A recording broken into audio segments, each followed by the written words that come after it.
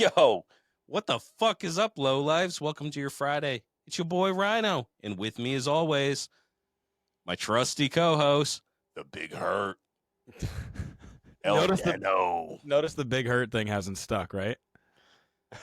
I always remember just as I'm doing the intro. Yeah, it's only for the intro that comes. I love it. I like it better than El Dano. Yeah, I like El Dano. I don't know why, but Dano and Rhino, it just rolls right off the tongue. That's right. Gay boys. What? Yeah, dude. Man, it's been a time, man. It's this month went flying the fuck by, dude. For real. Busy. Lots of traveling. And yeah, we just got back from Laconia.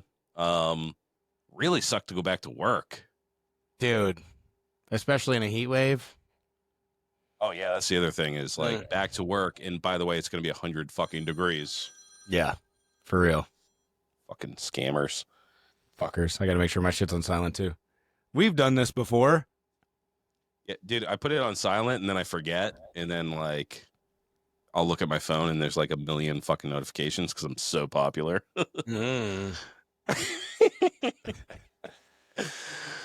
Yeah, dude. Before we get into the recap, I feel like I was actually just listening to the Party at the Pen Show recap, like I think yesterday or the day before or something, and I was like, holy fuck, dude, that feels like a lifetime ago. Yeah. I didn't listen to it till after we already got back from fucking Laconia. So yeah, let's start off with show sponsors and shout outs.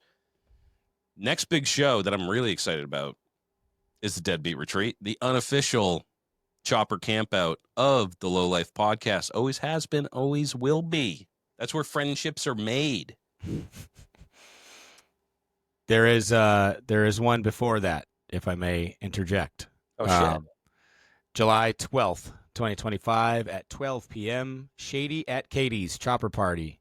It is at Katie's Tavern, 2168 Putnam Pike in Chepachet, Rhode Island.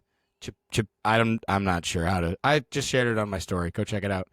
Local vendors, food trucks, beer, and bikes. It's put on by Wesley Pipes. Always looks like a good time. I've never made it down. So if Boot Boy is running reliable, I will be there. And then other than Deadbeat Retreat, I know Indian Larry just put out theirs is September 20th. Chepachet. Yeah, I don't know how you say that. Rhode Island's fucking weird, dude. Yeah, it's all the native stuff down there. I don't know exactly how to pronounce it. I don't want to offend anybody. But yeah, there's Deadbeat, and then Indian Larry is the 20th, and then Glory Days is, I believe, that same weekend, September 20th and 21st. So as of right now, I'm certainly not going to be able to make Indian Larry or Glory Days at the moment, unfortunately. I'm still going to try to do so, but if you can make it, you should. Those are both great shows. I'm lucky enough to be one of the Tribute 10 artists for Glory Days, so if I don't get out there and you do, please send me photos. We'll work on that. Yeah, I was going to say, I'm not giving up on that yet. I'm still going to I'd really like to make that if we can. But that one's hard because when you have little chitlins running around, dude, they got to go back to school. Right. It's like some like type that of week. law. Yeah. Yeah. Yeah, that's a rough one. For sure. Since we're also a music podcast too, primarily now. What's that show in July that we're going to? Oh, really? Are we definitely going to that show? I'll go to it, yeah. Okay. Let me give me a second. That's a good call. I haven't put out. Truthfully, there hasn't been a whole hell of a lot of shows going on lately. While you're looking that up, let me shout out the week before that show. Yep. Wu-Tang at the Garden. Run the Jewels. I'm going to be at that shit. Better get out there. This is the last time they're going to be on tour, dude. Fucking wild, man. I saw fucking Cannibal Nectar went to the one out in Texas or whatever. That's sick. He said it was fucking sick, dude. Hell yeah. Yeah, that dude looks like a fucking blast, man. I'd love to party with that dude. Oh, yeah, dude. 100%. Yeah, the show's going to be fucking sick, dude. We're renting a hotel. I got a bunch of old school woo heads, dude. It's going to get rowdy. That's sick. Yeah, I I love linked up that. with this dude that I used to work with too, and he has a crew of old woo heads, and we're Yeah, gonna converge, dude, in Boston. sick. Yeah, it's gonna be sick. That's rad. As much as I love Woo, I don't think I love them to the same extent. I would only hold you back. So I'm really happy for you that this is happening, that you're doing it with I was like gonna buy you a ticket, but they're fucking expensive, yeah, dude. no, I think don't. they start at like $500. Yeah, please don't do that. Hell no. Yeah. I'd feel so bad. I mean, I'd have a great time, but I'm having a hard time finding this. But June 26th, which is never mind. It will have happened by the time this came out. Fuck, man. Oh shit, It's July 18th. I'm gonna rip this off the top of the head. It's July 18th. It is Mike McColgan and his band. Fuck. God damn it. Mike McColgan and they're playing the original Dropkick Murphys Do or Die album cover to cover, which is super sick. Oh, that's sick. And then and then Violent Way is playing.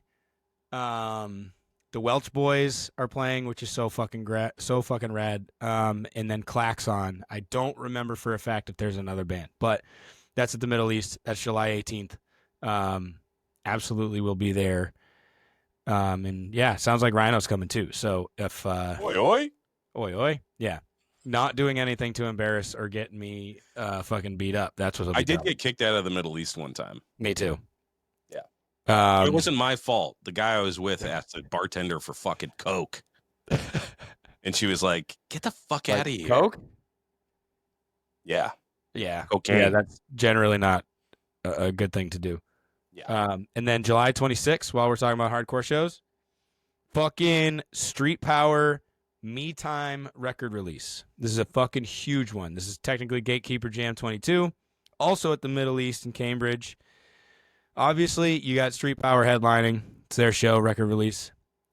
The fucking Mongoloids, Colin of Arabia, Champagne, Search Warrant, and Quick to Judge. Doors are at $7, $25.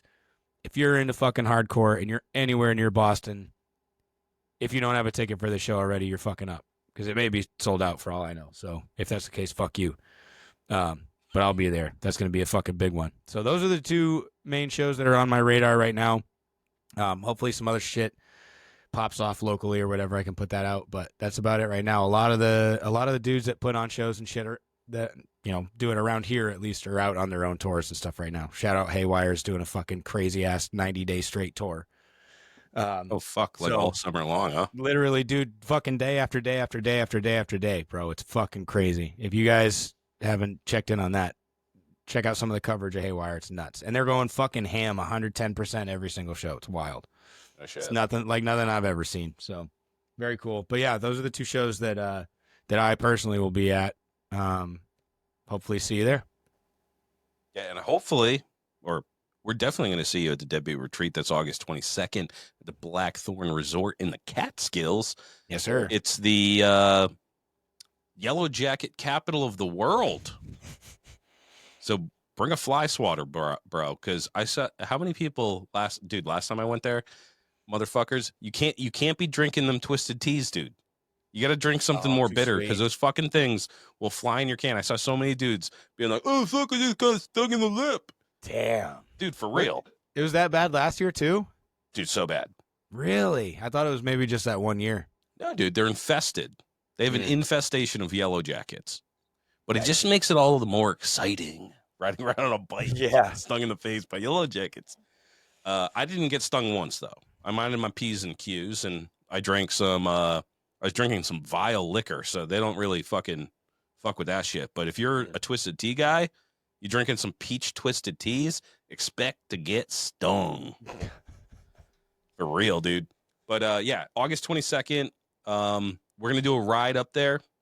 Details to come. I haven't thought that far ahead, but we always do a ride. So we always do a convoy. So we'll be announcing that. I think we'll probably be leaving from my house and taking a similar route that we did last time. Yeah. Something like that. So we'll congregate. We're going to be leaving Friday, and you're on your own after that, because after that weekend, we ain't organizing shit. I'm bombing home on fucking Sunday. So, yep.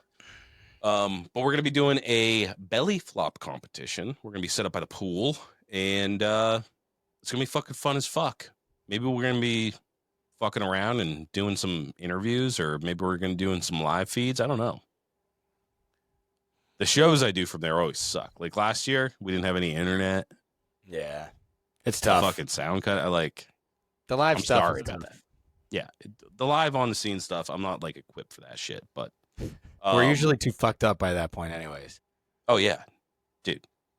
Dan's absolutely zooted. He's on Nimbus 9, and I'm tanked, dude. Yeah, By dude. noon. Fuck yeah. No joke. Yep. Heavy drinker.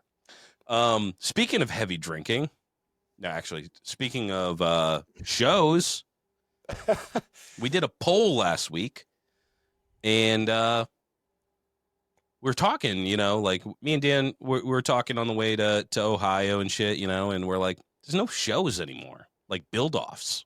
Like they have, it's front of mind. They just had Born Free, right? That's a build-off show.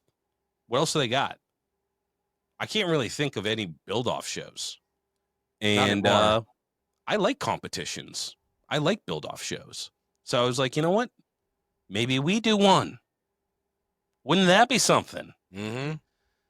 And we got to chatting, and we were like, if we were going to do this, what would we do? And we don't have a name for it yet. We don't have a venue, but we got a really great response. Like people were stoked on like a chopper show, like a build-off show. So we don't have all the details now, but we're just going to lay it out there. We will be doing a show next year. It's going to start this year, right? This is what we're thinking. We want a show that embodies the spirit of the chopper builder, right? We don't want a who do you know show. We don't want sponsorships and shit like that, right? Like we just want to highlight dudes that really do this shit because and again, I'm like, we're not the authority on the subject, but what really impresses me is when just regular old Joes fucking build awesome bikes. And we want to have a show that supports that culture and that philosophy of doing things yourself, right?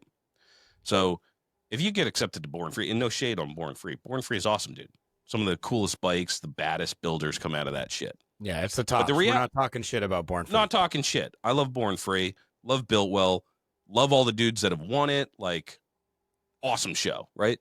We want to do something a little bit different, and it doesn't make anything else, any less, obviously. Like Brad Pitt goes to that show and shit sometimes, right? Yeah. But I'm just, what we would want to do is a show that really highlights the do-it-yourselfer, right?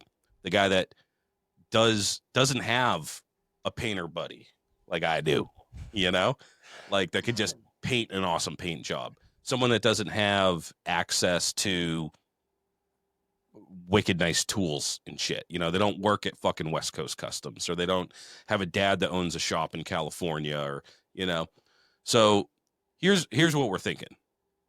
Chopper, build off. Has to be a chopper. I love other bikes. I really do, but I'm just not that interested in them. I wouldn't, we're a chopper show. We're chopper guys. We like choppers. So we're going to do a build off. It's going to start next month, and this is how we're thinking it's going to go. We're not going to make a bunch of rules, okay? We're not rule guys. We're chopper guys. We don't like a bunch of laws and shit. There's already enough laws to follow. So it's going to be very simple. Here's the philosophy of the show. Do it yourself. Be creative. And chopper shit. Mm-hmm. That's what we want to see. We want to see doing it yourself, all right? Challenge yourself. Get out of your comfort zone. Do things that you haven't done before, If you're a really gifted fabricator with metal, try some paint, Try upholstery, Do everything yourself. Do as much as you can yourself. Not to say that you can't go to a swap meet and find a cool Survivor tank and pop it on there, because that's chopper shit, dude. Go to the fucking swap meets and do that shit. We just don't want we want to highlight dudes that are pushing themselves and to put together a chopper. You have to know a little bit about a lot of it. So to do an awesome paint job, or to be able to build out a motor, or be able to fabricate a frame out of metal, like these are all wildly different disciplines. Mm-hmm. And to do it all, to have the the constitution to be able to put together a chopper and do all that stuff yourself, there's dudes out there that are doing it, and that's what we want to highlight. Yep. So we're not going to have hard fast rules. Like there's no money cap. I'm not a rule guy. I think there should be less rules. But here's what it's going to be. We're going to have judges that are heavily credentialed, right? So think of dudes that build choppers that have been around forever, right? Guys that build actual choppers and do shit, and maybe they have a shop or whatever. We don't have the judges yet, but they're going to be doing the judging. And what we want to see is, this is all going to be on IG, by the way. I'm not fucking, if you don't have an IG, listen to the show, get one. Get a burner account if you want to participate. But we're going to have them vote on who's doing it themselves, being creative, and doing chopper shit, right? That's what it's all about, is promoting this community and the things that we love about it. Everybody starts from the same starting point. Pile of parts. Mm-hmm. You're not going to have a 85% completed chopper and be able to participate. The first thing that you're going to do, and don't send any submissions yet, because we haven't opened this up.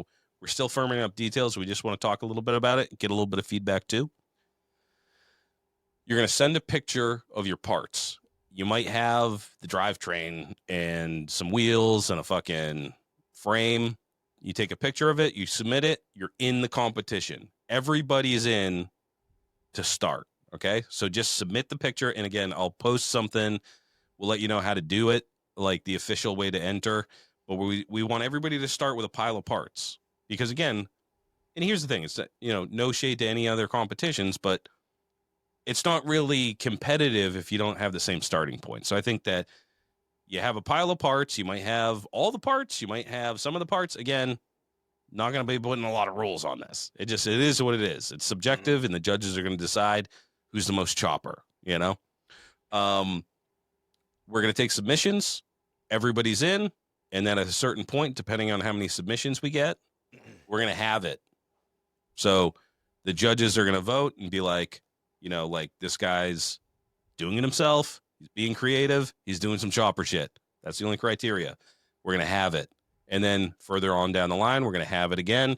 And then finally, however many are left, we're going to have a show with a cash prize for the winner. Now, I don't got no cash yet, but we have a plan for that. Mm-hmm. And we'll have some details forthcoming. But I think that I really want to have a cash prize, because what's better than, nobody wants a fucking trophy. Yeah. Or maybe you do. I don't want a trophy. I want some fucking cash, dude. And if you're going to be in the show, we're going to raise as much cash as we possibly can. I'd like to say $1 million or $5,000 or something. I want it to be a lot of money. This is where all of us are tied into this, right? The idea behind this is by the people, for the people, right? So you have guys building bikes on their own, people building bikes of their own volition for this show, trying to win the show. The amount of money that they end up getting paid, assuming that all of our ideas go through, the amount of money that they end up getting is dependent upon all of us, well, all of you that aren't in the competition, buying into the competition. And we'll tell you how to do that at some point when we figured it out, so that ends up being their purse, right? Neither Rhino or I just have a stack of money laying around. So we have to generate this money to give them, and we would like to be able to give somebody a nice fucking big wad of change. Like, we're hoping that this ends up being a little bit of a stepping stone for somebody kind of deal. So we'd like to give somebody a big old fat fucking wad of cash at the end. A big fake check that they hold up. Exactly. Like the whole deal. So here's the thing, is the final vote is going to be you guys. Exactly. We're going to do a people's vote. A people's choice vote is going to be the final vote. So the judges, they're the ones that are just like, hey, we know this. We know what the philosophy of the show is. We're going to cut it down, because if you just make it a popularity contest, mm-hmm. then who fucking knows? You know what I mean? Right. We want to make sure that at the end of the show, it's bikes that lived the philosophy of the show, doing things yourself, being creative, doing chopper shit, doing dumb shit, like making your own tools, and you guys know what I'm talking about. That's why it's so Yeah. subjective. Is if you're listening to me, if you like this show, you like building choppers, you understand what I'm talking about. You're doing chopper shit, you're building choppers. That's the spirit of the show, and that's who we want at the end. And then finally, we'll just put it up for a vote. However many people we have left, we'll figure out. We're gonna have to figure out some technological way of doing it. Yeah, But we'll figure it out. people vote, and someone gets a big fat check. Maybe we have first, second, and third prize. I don't know. But what it's really about is just like having a platform for people. Number one, like competition's cool, it inspires people, you know. It gives you a reason, it gives you some motivation. I've never seen motherfuckers work harder than to finish a bike if they have a deadline to be in a show. You know what I mean? So, you know, life happens, shit happens, and it's like if you have an end goal to get that bike ready for a certain date, you move mountains to get that shit done. You know what I mean? Like you're pulling late nights, you're making fucking concessions, you're calling in favors. So we want to have a platform where it motivates people to get a chopper built. You got to have some skin in the game. Yeah. And then at the end of the day, we have a party. We have a fun fucking party. We have get to look at cool bikes, and you know, hopefully friendships are forged and fucking people, you know. And again, we're not fucking boring free, so we don't expect you're not going to be getting fucking Harley knocking on your door. Maybe, I don't know. But it's not about that. It's really just about a platform for people that build bikes the way that I like to build bikes, where you challenge yourself and you do things the hard way, you know. Like I'm not a painter. Yeah, but by yourself. Paint a fucking bike, dude. Yeah. You're never going to be a painter if you don't paint it. Right. You know, You're never going to be, you need to do a top end. Don't send it to a fucking shop to get done. Why don't you try it yourself? Why don't you rebuild that transmission, you know? Polish your cases yourself. Polish it. Mold your frame yourself. Make your own handlebars. Make a sissy bar. Make a seat. Make shit. Don't just buy it, you know? And that's the thing is like there's not a bunch of rules and shit, but if you're not living of the spirit of the competition, you're not going to get to the end. That's the whole point, is the people that do it the right way, where you challenge yourself, you fuck up, you know, you're using scraps, you're going, by the way, you don't have to upholster a seat. Maybe you find a fucking cool one at a swap meet. That's chopper shit, bro. Get out there, you know? And we're also not saying that dirt piles. We're also not saying that you can't go on to Lowbrow or Deadbeat or wherever and buy a seat. If that's what you got to do, because that's what you got to do, so be it. But just know, in the spirit of this competition, and we know this because we're picking the judges, your bike's not going to win if it's you versus somebody who made their own seat. Otherwise, your bikes are equally as awesome, but that other person made their own seat and you didn't. Even if theirs doesn't look as good as yours does, they have to win. Like, that's the point. Yeah. So, or if you got that shit in mind, did something creative with it. Maybe you got a seat and then you fucking sewed I don't know, something into it that's cool. You know, like you just creativity. Those are the things, is like doing it yourself, creativity and chopper shit. Those are all equally as important. And we don't want to have a bunch of rules and things to follow. It's just like build a fucking chopper, do it to the best of your ability, and do it the way that everybody respects, by the way. Yeah. You know, there's and to piggyback off the respect thing, there's no like social media expectation. Like you have to post a picture once a week of where you're at. If you post as much as you want or as much as you don't want, just remember the people who are going to vote whether or not you win the competition are the people on Instagram and the people who are in person at the show, right? So if you've never posted a picture, if you're like, fuck it, July 1st, hey, I'm in, and then it comes down to the show and you haven't posted a picture of your bike, nobody on Instagram knows what you did with it, or you know what I mean? Just here's the thing, bear that in mind. It's up to you. It's not about the end product, it's about the journey. We want to see you making choppers and shit. That's the thing that's interesting to me, and that's interesting to people that like doing this shit. Is I like seeing the mistakes. I like seeing the struggle, you know, and that's what it takes to be just a regular dude making fucking choppers, dude. You know, you might be like, there's no, it's not about the cool. It's not about being cool. It's about being real. That's the thing. So we want to show that embodies that. and highlights that, hopefully. So again, we'll be coming out with some more details. Again, me and Dan, I mean, we were spitballing even right before the show, just like kind of what we were both thinking. And, we disagreed on some stuff and we agreed on other things. But yeah, we're going to come up with a cool name, a cool place to do it. We're going to have a cash prize. I don't know how much, but it'll be a fun competition. And I want to be as engaged as possible. And again, me and Dan are not going to be judges. No. We have no say in who wins any of these rounds. We are here to be a courier. We're trying to get people to do something that they're uncomfortable doing.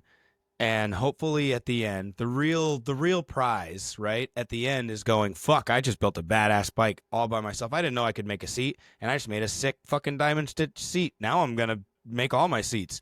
Or you realized while you were doing it, fuck it, I'm going to do a real paint job, and you have the experience I have where during that process you're like, damn, I really like doing this. And the next thing you know, you have a fucking paint business. And there you go, or fucking whatever. You know what I mean? We're trying to struggle for fucking 4 weeks and you fuck it up like me and you're like, shit, dude, that sucks. I never want to have to do that again. But at least you did it. Pat yourself on the back. Exactly. For sure. Yeah. And we just want to see who can make the coolest thing with their bare hands. You know what I mean? It obviously.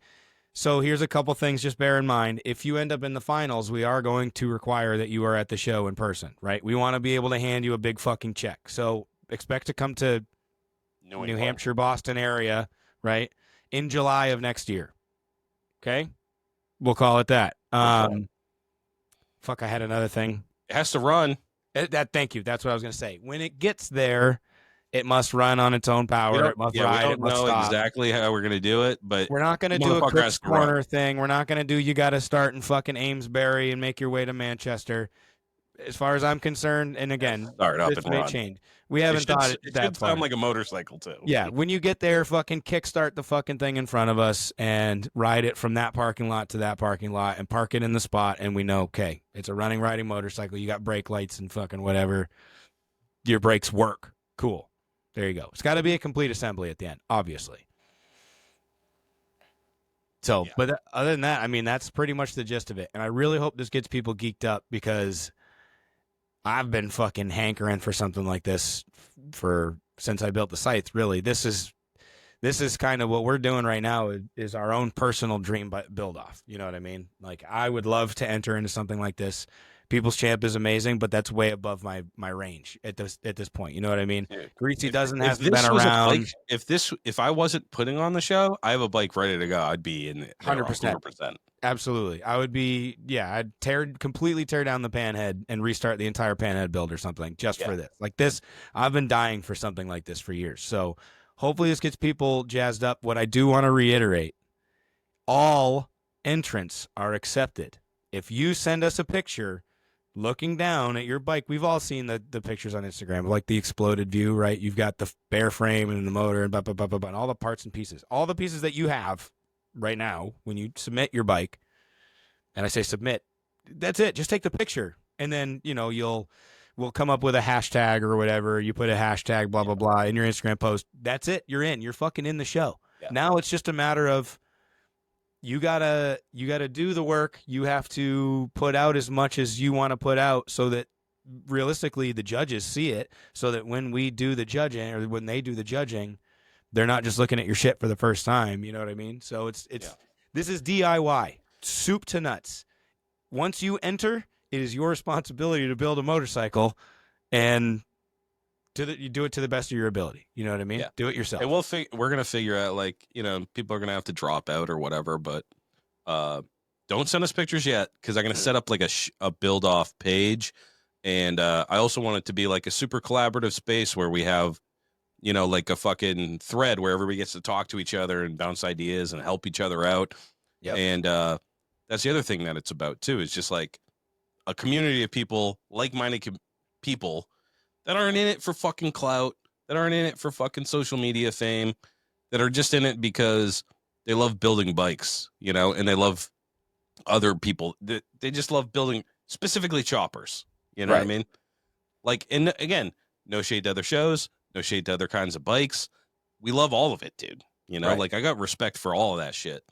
even performance baggers to a certain degree. You know, I got a So, little bit of respect for them. well, so that's the thing too, is we're not discluding all the other shit. I actually have some ideas for our actual show, our brick and mortar show, where we can tie in what I think a performance show should be. Yeah. We just have to figure out a way to pull it off. So don't feel discounted if you don't have a rigid frame sitting in your house right now, or you don't have money to go get a hardtail or whatever. For one, I'd like to do this every year and just get it, you know what I mean? Not necessarily bigger and bigger, but more people. Have More have a you know what I mean? continuation of this. Yeah. But I don't want this to ever end up being like, when we start talking about sponsors and stuff, we're trying to draw sponsorships in a way in which they will benefit as a sponsor, and also they're contributing to the final cash prize for the build off winner, right? We don't want any money. that. We don't want sponsors. We don't want like anybody reaching out, lowbrow reaching out and going, "Hey, we're going to send you your tanks, all of the builders. We're going to send you your gas tank." We don't want that. You have to source your own shit. Figure it out. If you got to go buy a new wassail, buy a new wassail. If you find one at a swap, fucking sick. Love that. Send it. You know what I mean? Do what you got to do. Yeah, definitely. Like, we don't want to me and Dan won't make any money off the show. Most likely stand to lose money. And that's what you guys understand. When I say chopper shit, you're building choppers, you're doing it the right way. If you understand that, then you'll go far in this show. Yeah. The other thing is, we don't want to have a bunch of rules. I'm not even going to define what a chopper is. Don't send me fucking pictures and say, is this a chopper? If you have a chopper and you're going to build this thing yourself, submit it. You know, I don't give a fuck of it. I'm not going to say it has to be hardtailed. It has to be this. It has to be that. I'm just saying, do it yourself, creativity, chopper shit. Whatever that means to you, submit it to the show. And again, I'm going to set up a separate like show once we get a fucking name and all that shit and we understand where we're doing it. We're going to try to get this together as quickly as possible to kick it off. And then I'll send out something with the details on how to submit. I'll give you like, you know, obviously one on a little bio. We want to know who the fuck is building this shit, where you're from, where you got the bike from, you know, that type of shit. And then everybody's included. You send in that pic in that bio, you're in the show until the first round of voting. And then we're going to figure out how to do that once we get our celebrity judges. Yeah. I say and celebrities, but heavily credentialed. Yeah. And we're hoping that the celebrity judges, we're hoping that we can also make them an opportunity for everybody else too. You know what I mean? To hear their thought processes and when they're actually doing the judging. So stand by for that. Hopefully we're trying to do this shit all above board. We're trying to do it how we would want to do it. We're trying to think of all the ways that, you know, people can't fucking go, "Oh, this bullshit's rigged" at the end. You know what I mean? We're doing this because this is what we would want to be doing. So our heart's in the right place. For real. Honest to God. Like, we're trying to get somebody paid. We're trying to get somebody in front of people.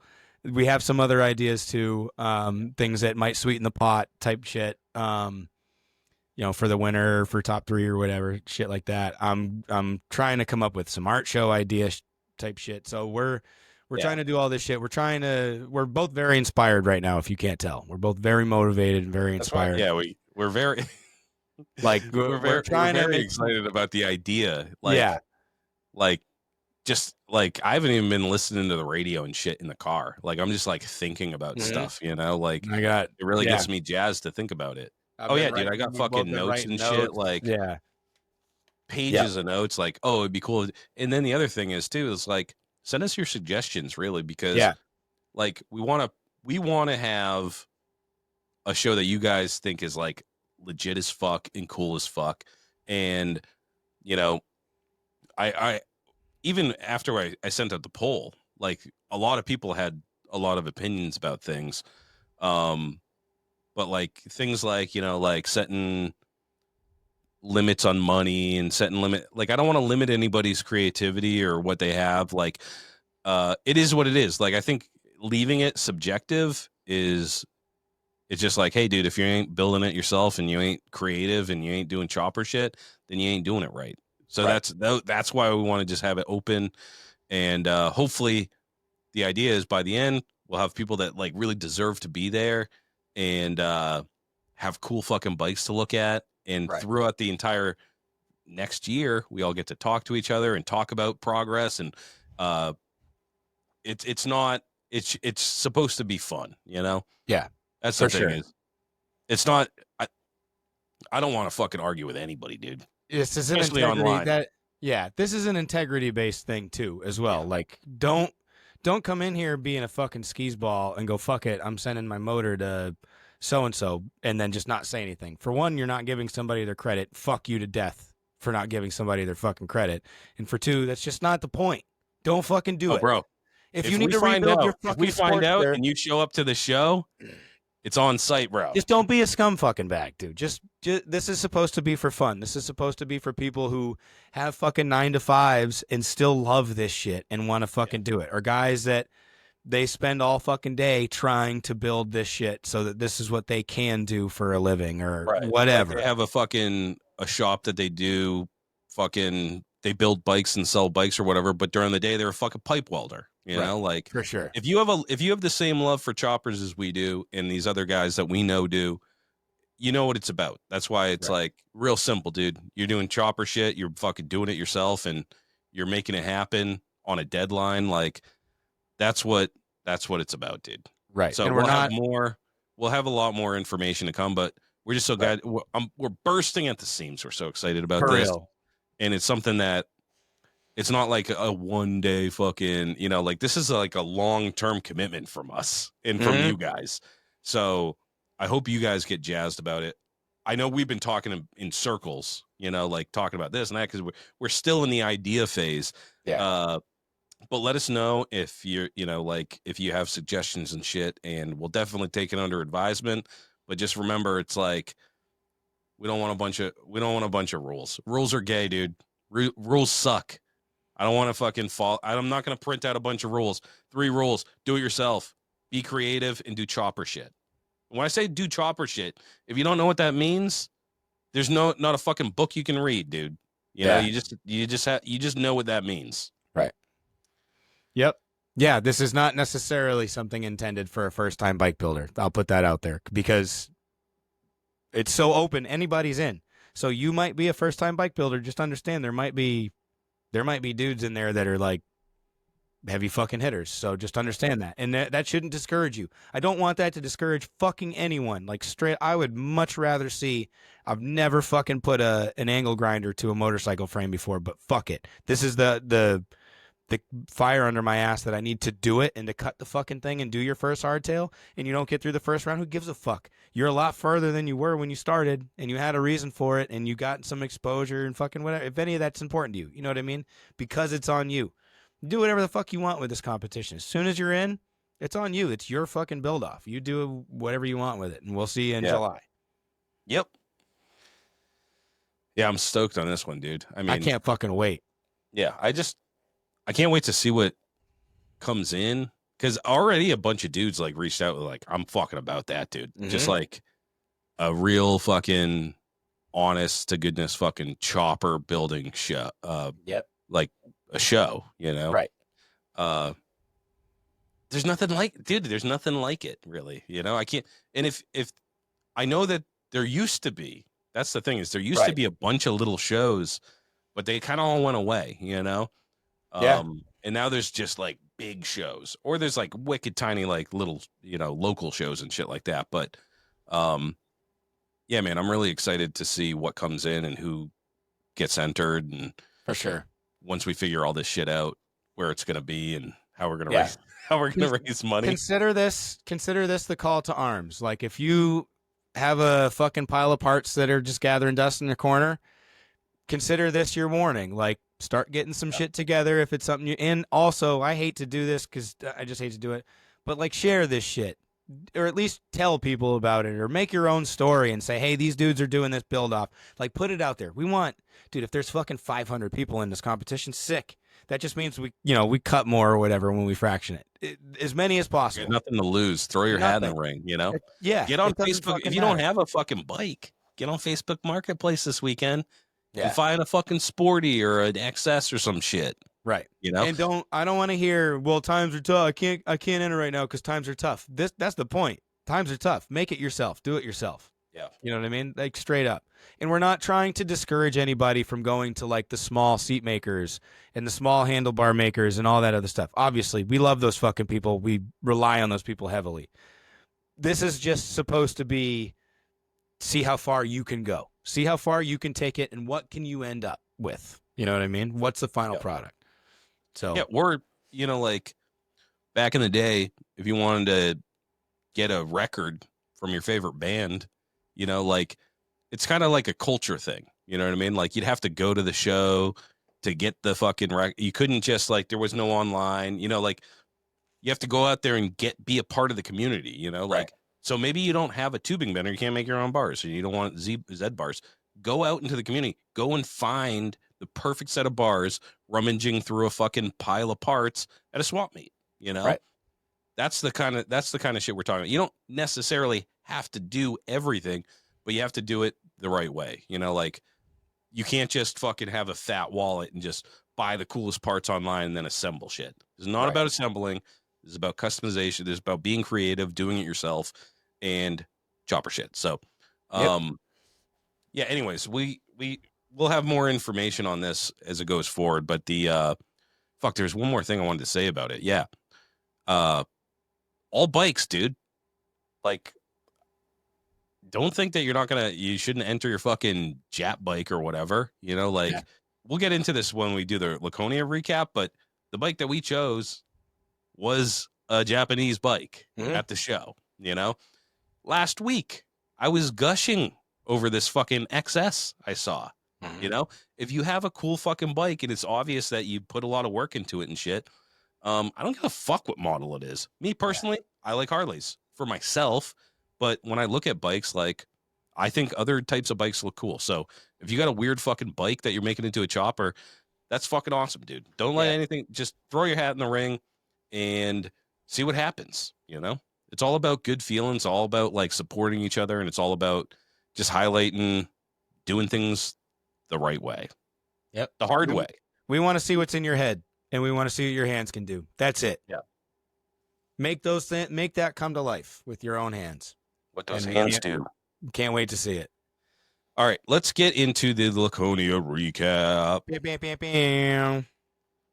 So, Laconia. We went up for a couple 2-3 days there. Started, we had you guys heard, we had Truth and Steve on the show. Hill climb. I never missed this event. It was Wednesday the 18th. Yep. Dan was in the custom invitational that Deadbeat puts on.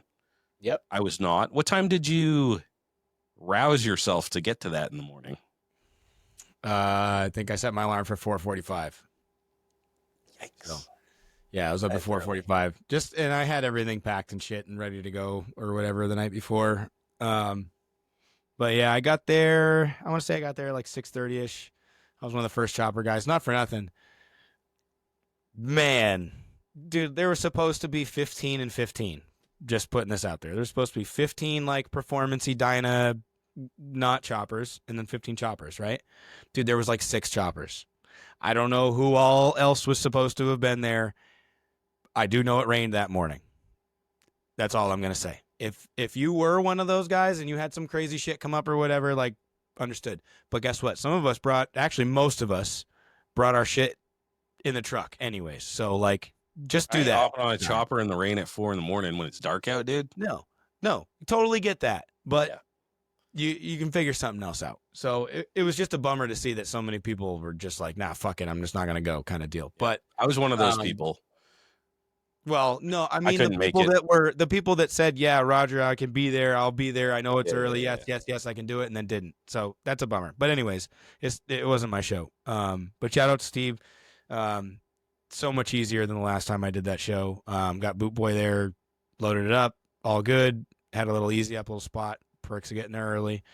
I had the easy up. You were all set the fuck up. Yeah, dude, it was not you for nothing, fucking man. Around. You had the new fold up chairs too. That's the way to go, man. It was just, I wasn't trying to game any systems or anything, but when we got there, it was raining, and it was like, I don't really want to just sit here and fucking turn into a For the soggy next 12 sponge for the hours. next. Yeah, I mean the fucking gates don't even open till whenever, and truthfully, people didn't really start rolling in until after the rain was done, which was like noon. So it's like I don't really want to sit here for the next 6 fucking hours just getting moist in my jeans and fucking whatever. So I had the easy up in the truck, knowing that more than likely Gunstock was going to say no, you can't.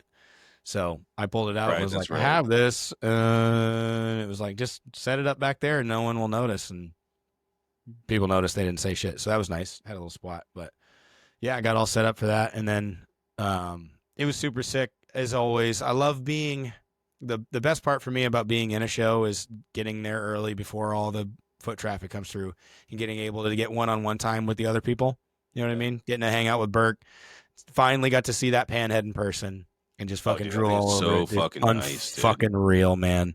I've seen him riding the fucking shit out of that thing. He And beats to the see it in brakes. person, you're just like, dude, Yep. chef's kiss. What a good He job. beats the brakes off that fucking thing. Not for nothing, man. Not many people build him like Burke. He does. Junior He Burke rides is the piece of dude. shit. He rides that fucking thing hard, dude. Oh yeah. He posted a video when he was up at Bike Week of him posted up doing a burnout on it, and he ended up shearing the rear plate or whatever. But he rides the shit out of it. So yeah, you get to see that. Slick, shout out. He had his shovel there. Fish had his Triumph there. Fat Man had his bike there. Ended up winning best chopper. If you haven't seen that thing, it's super sick. There was a dude there with an Evo. I haven't heard from you yet. I hope you listen to this. There was a dude there with a kickstart Evo. You all know where I'm going with this shit. Huh?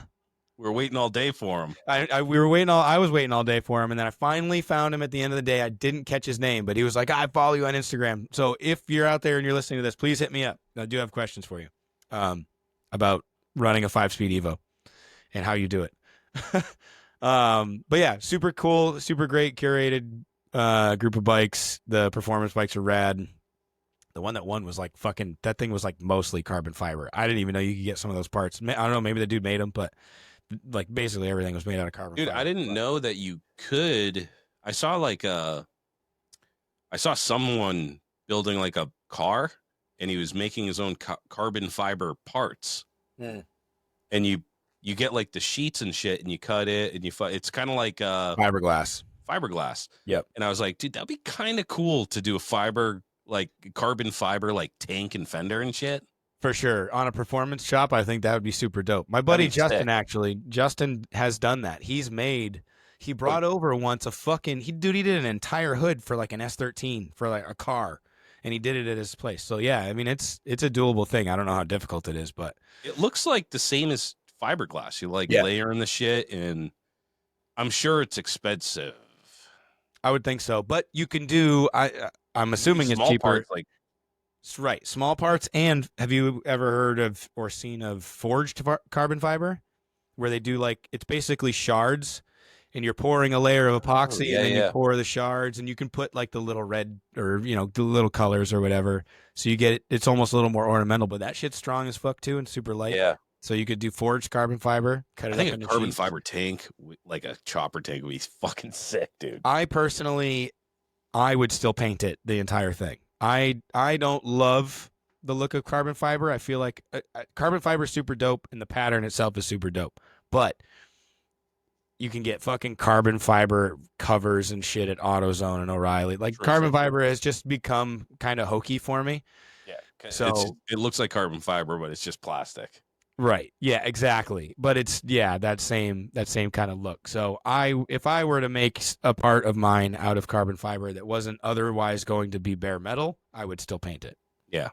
Just interesting. I saw the process of it being made, and I was like, mine goes to, I haven't seen that, but I'm sure it's probably been done. I mean, it's been done on obviously performance bikes and shit like that, but for sure. Yeah, absolutely. I was saying, I was supposed to be in the show, or at first I agreed, but then I had some family commitments in the morning, so I couldn't get out there as early as required. And then the other thing was I was going to be up there for a couple days, and the only way to get my bike up there is to ride it. So I had to ride up. So I didn't get up there until the afternoon, but when I started out, I think I left at like 10:30, and it was raining like a son of a bitch. It was raining like a son of a bitch when I left, and my road was muddy as fuck. So by the time I got there, dude, I was just like soaking wet, covered in mud, dude. All my Yeah, you shit were. covered in mud. But shout out, Torque motorcycle bag. Everything in the bag was motherfucking dry, dude. Of course it was. That thing fucking Yeah. rules. I had my I packed everything in my Biltwell bag, but I couldn't strap it to my new that sissy bar I have. The straps weren't long enough. Oh shit. So then I was like, oh fuck. I remembered I had the fucking Torque bag, so I just dumped one bag into the other. Good to go, buddy. Hell yeah. It's so much easier to strap down. It has the I can't recommend this bag enough. For real. It has the best thing I like about it is it has the sissy bar Pouch or strap on whatever. the back where you Yeah. just it's super simple to just slide it on. You're not fucking with buckles and shit. And then you just take some bungee cords and bungee cord the rest of your shit to it. Hmm? It's secure as fuck. And then the thing's made out of, I don't know, plastic something or other, but it's fucking waterproof. And then it has the Velcro at the top that you just fold down and you can clip together. No water gets in. Like I said, dude, it was pretty soupy when I set out at 10:30, and I was covered head to toe in mud and fucking obviously just soaked. But everything in the bag was dry, man. I even had my hat strapped to it, and those things got fucked up pretty bad. But it was a great ride. It did clear up. Like by the time I got there, it was kind of nice. It was like overcast, so it wasn't like super fucking hot. Yeah, it was a little humid, and it got pretty warm there toward the end of the day, but it was totally tolerable. It wasn't like sun blaring in your face type shit, though. Not like the next day. Oh, actually, by the time we got, so I won't skip ahead too much. So we went to the hill climb show, which was wicked fun, dude. They did something I don't think they've done this before, but they were racing up the hill like 2-3 at a time. I forget what they called it. Verticross. Verticross. Fucking That was fucking wild. fun. Holy shit. Yeah, they were sending 2 up at a time, and then it was like they would do the heats or whatever, and then it ended up, I think the first round ended up being a 3-way or whatever, so it was 3 bikes going up the hill all at the same time. Fucking wild. The East Coastin' dudes brought up a brand new Nightster, tried to bring up a Nightster up that hill. Yeah. Fucking crazy. Oh, we got to shout out our new bud, dude. Cross. Hell yeah. The man who wanders. Yep. Dude walked up to me at the hill climb. Motherfucker came out from Canada, dude. Ontario. Mm-hmm. That's a long ways away from New Hampshire, dude. I think he said it was like 9 hours. Yeah, 9 or 10 drove hours. From a different country. And he was at the hill climb show, and he was just like, what up? Do you want a Modelo Chelada? And I was like, you know I do. How do you know I do? But it's the man who wanders. He's a hood rat. He's a supporter of the show. And he came out to see us, and we partied with him all weekend long. I forgot, dude, I can't get my hands on Cheladas, those Modelo Cheladas, dude. I haven't seen them. They're so good. Well, I don't like the watermelon one, but they have the mango chili. It's like a little spicy, dude. So fucking good. And when it was hot, like you're sweating your ass. Like it wasn't sunny, but it was hotter than fuck. And that's how I hydrate is with light beer. So he had a fucking thing. Oh, dude. Not only did he have the Modelos, he had the regular Modelos. He had the Cheladas. And he also had the fucking maple syrup whiskey from Canada. Yep. Mm-hmm. You have that now. You're goddamn right I do. That shit is dangerous as fuck, dude. Yeah, I won't touch it when it's here, but yeah, I try to swig of it, and it's thank God that wasn't around when I was drinking. If you like maple, dude. Yeah. I love maple shit. If you've had Screwball, the peanut butter whiskey, that stuff's really good too. You know how like sweet that is? You can just chug a fucking bottle of Screwball, right? That's how this is, but maple. Yeah. It's so fucking good. I want to put it in a glass of Coke so bad. I think that a whiskey and Coke with that, just because I can't drink a fucking glass of whiskey right now, dude. I'd be beside myself. But I might take a little tipple off that bottle while it's here, if you don't mind. Yeah, what else? He had fucking He had some rum or something. Oh yeah, he had some Cuban rum. Yep, Cuban rum, dude. He had all the Cross, treats and fuck tons of weed, fuck dude. tons of He weed. hit up the Cross is the fucking shit, dispensaries man. like, and he was like, dude, he must have spent a small fortune on weed. He Yeah, had for vape sure. pens, joints, fucking Yep. insane amount. And he was like, we have to smoke it all before I go back because I can't Yeah. take it over the border. Right. Yeah, for sure. But even besides all that, like super fucking rad dude, super interesting, good stories, like was in Oh the yeah. Canadian Army, just like a real honest pleasure to have around. He and I almost fought some fucking dude out front at the fucking We'll at the get to that gate. too. We'll get to There were some that. heady times at Laconia, but What the fuck? But yeah, yeah, dude. Cross, it was super great to hang with you, man. We're so glad you came down, and we can't wait to do it again for sure. Yeah. And if you're a fucking lowlife and you're like, come and do an event, we put our arms around you. We hung it. That was it. Like, I was just like, Cross, you're hanging with us. At first, he was like, hey, what's up? And he was like walking away. I go, hey, you're hanging out with us all weekend. Fuck So, yeah, we went to the hill climb show. It was fucking, I don't know if there's nothing. It was kind of uneventful. I mean, we're just chilling, dude. You know, it was hot. We're chilling, talking. Awesome bikes there. Obviously, Deadbeat. They were set up there. They have some wicked nice shirts. They're my favorite shirts, dude. Yeah, their merch game has gone. I mean, it's always been So good. The merch game is really fucking good lately. Yeah, dude.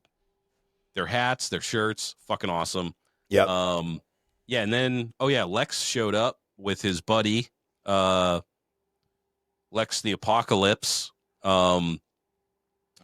His bike's all in order. And then we were just chilling, dude. Then we were like, all right, let's get out of here.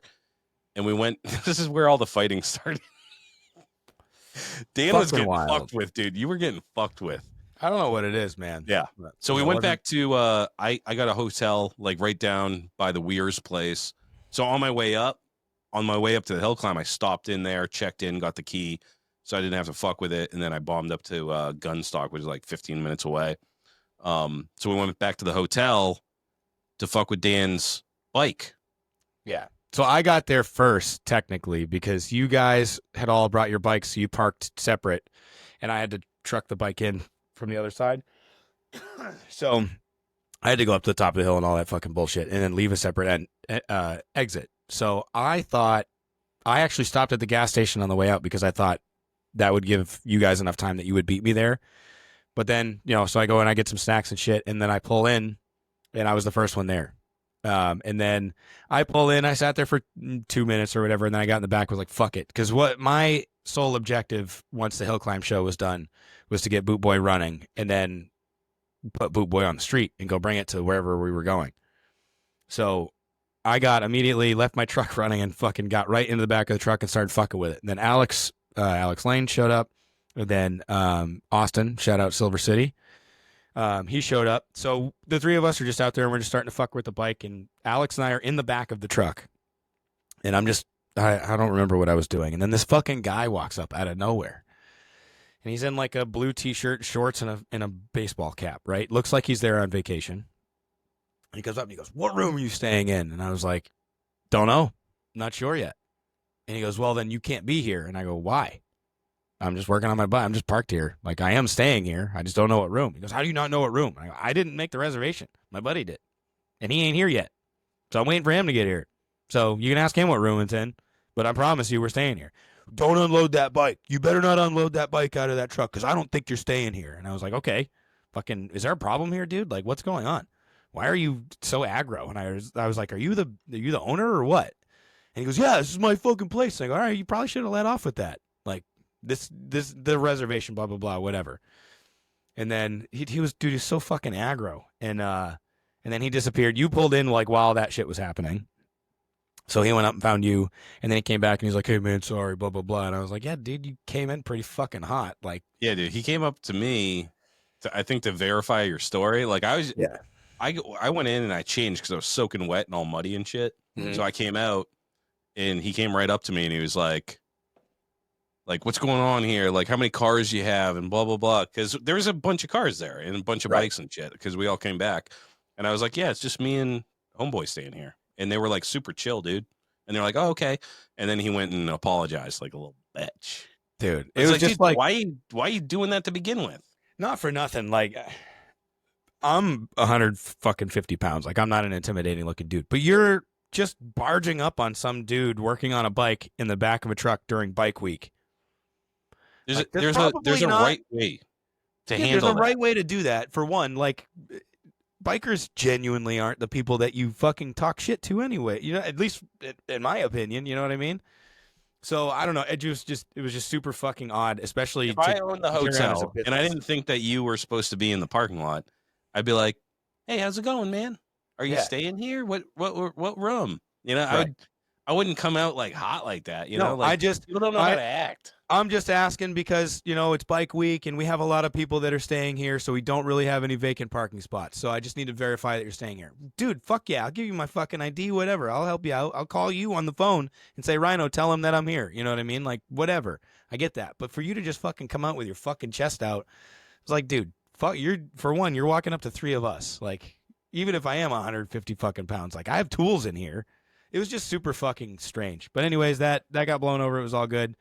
And then, so real quick, shout out fucking Alex Magic Legs and Magic Dick Lang, for a couple reasons, but primarily for this one, because, dude, that motherfucker, he got into the back of the truck and I'd fucked with some, timing stuff. So basically my initial diag was to just literally physically retard the timing little by little, and keep kicking it until something happened. Well, I started fucking with it a little bit, whatever, and then he was like, oh, it likes this fucking blah, blah, blah, and he puts his foot on there and fucking starts the thing up, and I was like, yeah, now do it again.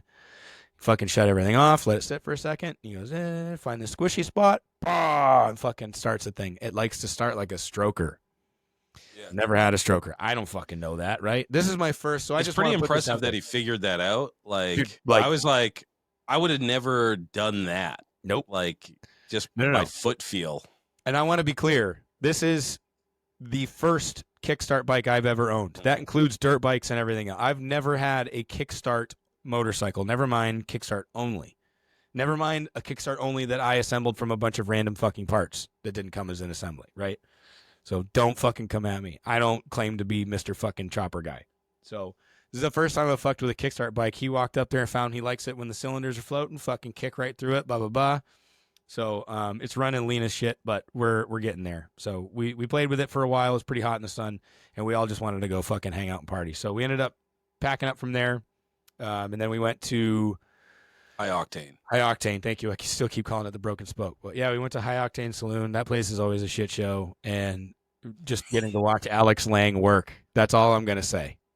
Yeah. That motherfucker, dude, like. I think the best part of the whole day was when we had parking lot beers and weed. I agree. Before we walked in, yeah, before we went in, it was just like, if you've ever been to this place, it's fucking nuts, dude. Yeah. Just people ripping up and down the street, fucking dumping their bikes, fucking skidding all around and shit.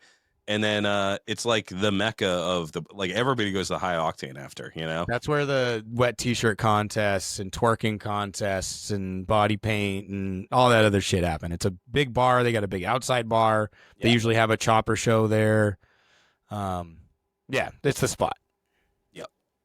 And I forgot to mention that's Big Truth was at the fucking hill climb, and we were like, what's up? What are we doing? Him and his boy Ryan, dude. They were picking up their friend from New York or whatever, but they're like, let's go to fucking High Octane. If you're gonna be in fucking Laconia, you got to do it. So we're gonna meet him over there.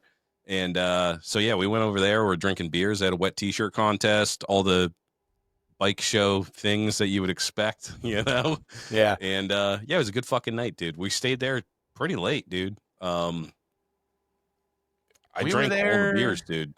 I think we stayed there till about 10. And for us, that's pretty impressive. Like, there were plenty of people that stayed out a lot later than us, but to stay out partying, ripping, and roaring until 10 p.m. For us old timers, yeah, dude. That's a party, dude. Yeah, I ended up going home. I didn't get home till like 11:30. But knowing that's right, I didn't. Yeah, you were gonna stay with me, but then you were just like, I'm just gonna bomb home. It's close enough that you can just bomb home, see the wife and kids. Yeah, for Do sure. it all again tomorrow. I had to leave out on Wednesday morning. I had to leave out at 4:45 or 5 o'clock in the morning or whatever. So I didn't get a chance to see the wife and the kids or really anything. You know what I mean? Right. And had been And you out got to all sleep in your fucking own day. bed. Fucking Yeah. exactly. I knew I wasn't gonna sleep in a hotel bed, not because of you. Next to me. Well, I mean that was a factor, but you know what I mean. I don't sleep in a new place the first night anyway. So I just knew all around it was gonna be better. So I went home, and then Alex was supposed to come back with me too after you left. Yeah, he was going to come back with me, and then he ended up fucking jetting home too. He found some other arrangements. Yeah. So I got the fucking whole suite to myself. Yep. And but yeah, then it was the next day was the custom social that Choppahead puts on. It was the first year, and it was at Madame Bardello's. Madam's Bardello. Yeah, Madam's Bardello. And it's right on the fucking dude. It's right on the main strip there, and somehow still impossible to find. Yeah. So you were. Yeah. So you came. So I'll tell you. I started. I got there before you. So I load in was at like 9:30 or something. You said you were gonna be there. So I went over there at like 9 o'clock, and I just popped in the GPS 70 Endicott Street. I pull off the fucking strip. Where it's taken me, it takes me into this parking lot. Well, like if you go to Laconia, it's all just a bunch of tents. There's nothing there. There's no like structure. It's all tents and shit. So I pull into this little parking lot, and I'm like, this is definitely not it. It has like stereo systems and shit, and there's a girl sitting there, an older lady, and I was like, yeah, is this how I get to Madame Bardello's? And she's like, I have no fucking idea what you're talking about. So I just keep on going, and I go to, it's an old abandoned movie theater back there, big parking lot. Guess who I see there? Cross. Drinking beers, right. Dude. That's right. He has his trunk open. He has his cooler. He's drinking beers. So I was like, yeah, dude, I don't know how to get fucking anywhere, but I just chilled with him. We had some breakfast beers, and he had a fucking Polaroid camera, dude, that could do digital, but also he took a couple of shots, gave me the Polaroids. Mm-hmm. And then you were coming up, and you're like, where the fuck do I go? And you pulled into the parking lot where that bitch was, but you were in your truck. I guess she let me go because I was on my bike and I wasn't going to be parking. I didn't even understand what was going on, but that parking lot, she was collecting money to park for the day. Right. And it wasn't the parking lot that we needed anyways. It was, we had to go back and look at the map that Truth sent, and once we oriented all that shit, I showed up. I was in the truck with Boo Boy in the back, and I'm going to every single fucking spot all the way, because every single time I asked the person at a gate, they were like, go to the next one, go to the next one, go to the next one. And I kept going to the fucking next one, and I went all the way to the end, and they were like, we have no idea what you're talking about. And I was like, well, I don't have anywhere else to go. So I started again, and I'm getting a little frustrated, getting a little irritated. You're getting a little irritated. Started again, like how it was just like, you guys are the ones that are you are the gatekeepers, right? And none of you know how the fuck to get to. I can see the building. That's where I need to go. I know for a fact. It says Madam's Bardella, right? But you need to get me. So we ended up eventually. Somebody was like, "Okay, this is the map. You got to go all the way up here and fucking turn, and then you go down." Yeah, but before that, this is another thing. Or what? This day was just filled with angry motherfuckers, dude. Yeah. So we knew that we could see the tent, Madame Bardella's. Mm-hmm. And where that parking lot was, it was right next door. So Dan parks his truck. I park my bike right there. We're pointing out we're going to leave. Oh, yeah. And we're like, we're just going to ask them where the entrance is because we couldn't find it. So we're walking up to Madame Bardello's, and this fucking little kid is like, hey, hey, hey. He starts running up behind me, and he's like, you can't park there. And I'm like, yeah, I know. We're just fucking asking, chill out, dude. We're gonna be right back. We're not parking there. This little fucking kid in New Balance shoes telling me what the fuck is what, dude. I was like, and you were pissed off already. I was like, kind of pissed off, but then that kid really set me off, and I'm like, what the fuck, dude? Yeah. But anyways, then we figured out. You looked at my map, and you figured it out. I'm not a cartographer, so I couldn't figure it out. But you took one look at it. And you're like, oh, just hold the screen this way. And you're like, all right, I know where to go. So we went up the street. I'll It let was you up tell at this part. this is fucking ridiculous. I swear to God, I'm not a confrontational person at all. But so we finally figure out, okay, this is the entrance we need to go in. So we pulled in there. I'm in front. Rhino's behind me. As you pull in, there's a partition, right, to clearly delineate that there's 2 lanes right there. Okay, there are no signs that say enter or exit or trucks, bikes, or anything. In the right lane, right, which in America is the lane in which we travel, you would assume you're going to go through the right lane. However, verbal pause, there was fucking bikes parked, so there's literally just enough. I'm pretty sure I nicked a bike, not for nothing, with my fucking side view mirror when I eventually figured it out. So there's like no room for me to get my Silverado with my bike in the back through this shit without like coming real fucking close. So in a split second, I'm like, no, I'm going to go in the left lane, right? That one's wide the fuck open. And then I see the 2 dudes up at the gate lose their fucking minds when I go into the left lane. Both of them are rah, rah, rah, rah, rah, fucking freaking out, right? And I was like, oh, this is going to be fun. So I stop. I'm like, yeah, okay, I got it. Fucking went in the wrong one. So I go to put it in reverse, look back, you're fucking right there, almost run into you. You get out of the way, but then you came around on the left, and then I get into the right lane, and I'm fucking like eking in between. Luckily, I had cross in the truck. Eking in between. I finally get up there. I'm like, hey, dude, I'm here for the thing at Madame Bardello, blah, blah, blah. I just don't know where I'm going. I need to park, yada, yada, yada. And the guy's like, yeah, okay, you're going to go down here. Next time, come in the fucking right lane, like how we drive. And I go, maybe you should put up some fucking signs. And they lost their fucking mind, both of them, both the dudes that were working. It was an older man and a dude who I would say was probably a bit younger than me. And they're both fucking screaming, oh, yeah, fucking come back. That's how we drive.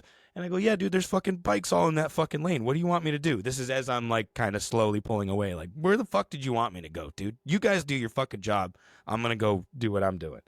And they're, fuck you, pussy. Come back. Get out of your fucking truck, pussy. And me and Cross are just kind of like, Jesus Christ. So I keep going. Before you get to the next part. Yep. So you're in the right lane. Mm-hmm. I'm already in the left lane. Oh, yeah. And there's no traffic coming. So, and dude, we're talking about maybe 100 feet. It's not like a long stretch. So I go in the left lane and they're screaming at me. They're like, you got to get in the right lane. I go, yeah, I don't care. And then I just pulled away because, dude, I was already in the left lane. I'm not going to like back up and do a U-turn. I don't give a fuck. I'm not paying you. I'm not talking to you. There's nobody in front of me. So I just took off. Right. All right. For continue. One, we are invited to the show, right? Like not trying to be like an invited builder, but like we're invited to the show. So you're being a fucking cunt right off the rip, for one. And for two, there's nothing going on in there. Nothing's there. There's no traffic. They're immediately confrontational to the point of like talking shit in your face. So I was like, fuck, after all that shit, trying to figure out where to go, I was like, fuck off. I got time for this. So whatever. We did that. And then I kept going, found out where I was supposed to be, met up with Rhino and everybody else down the bottom of the hill. And I'm literally unstrapping my motorcycle and telling the guys this story. And I look up as I'm telling the story, and sure enough, here comes one of the fucking dudes with who I assume was his supervisor or something on a golf cart coming down, fucking red eyes, glaring, fucking staring right at me. And I go, oh, look, there he is. I just put my head down and I'm fucking doing my thing. And he comes up, you want to go up to my gate talking shit, fucking blah, blah, blah, motherfucker this, motherfucker that. And I'm like, dude, I wasn't talking shit. You guys started it. You started yelling at me. And then before we could even really get into anything, the woman, I'm so sorry, but I forgot her name. The woman who's running the whole deal, right?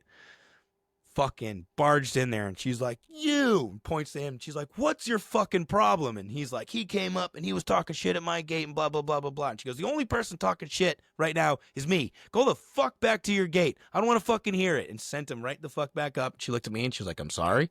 He's a problem. And I go, hey, my bad. I didn't want to fucking start any drama. I don't really understand what the fuck just happened. But that dude, he came up and I was in the back of the truck. Again, this keeps happening to me in the back of the fucking truck. Like, dude, I'm going to drop kick your ass. I got a fucking height advantage here for once in my life. The higher ground. Yeah, dude, for real. Fucking untactical bastards. But that dude, like, I straight up, I got to the point where I was like, I'm not going to engage in this verbally anymore because I was like, this dude is going to throw a hand at some point. And like now I'm just getting ready. Like at that point, I'm getting ready to hop out the truck and like, this dude's getting ready to assault me more or less. You know what I mean? Yeah, But well, yeah, they she came in, fucking dude. They came screaming up in the fucking golf cart, and he brought really, the guy that was in the golf cart was a huge, retarded looking dude. yeah, big Like fucking he Neanderthal. didn't bring the little kid with him, the Yeah, younger right. guy. You know what I mean? He Yeah, brought a big dude no, to like dude, intimidate. And it's like, bro, yeah, you're coming in with hot with a golf cart. And that's what I yeah, said to him too. Like he's talking about respect and fucking this and that. yeah, And I'm like, what are you gonna do, dude? You came in hot with a golf cart. You got this guy obviously to fucking intimidate him because this guy was not a fighter. Like no. this guy was, he was like he was just a hothead. You know what I mean? Not for nothing, he was probably like shit faced or something. Like he didn't seem like if he really got that jazzed up about me saying maybe you should put up some fucking signs when you're the dude taking fucking dollar bills or whatever at a fucking parking event at Laconia. You need some fucking help, bro. It's all so unnecessary. Holy Everybody shit. yelling at everybody was so like, dude, we're not confrontational dudes. No. But I at haven't the thrown same a time, hand we're not in gonna anger in years. We're not gonna let people fucking yell at us either. Yeah, You know what I mean? exactly. It's just like chill the fuck out, get the fuck out of here. It was crazy. Yeah. So it was crazy, dude.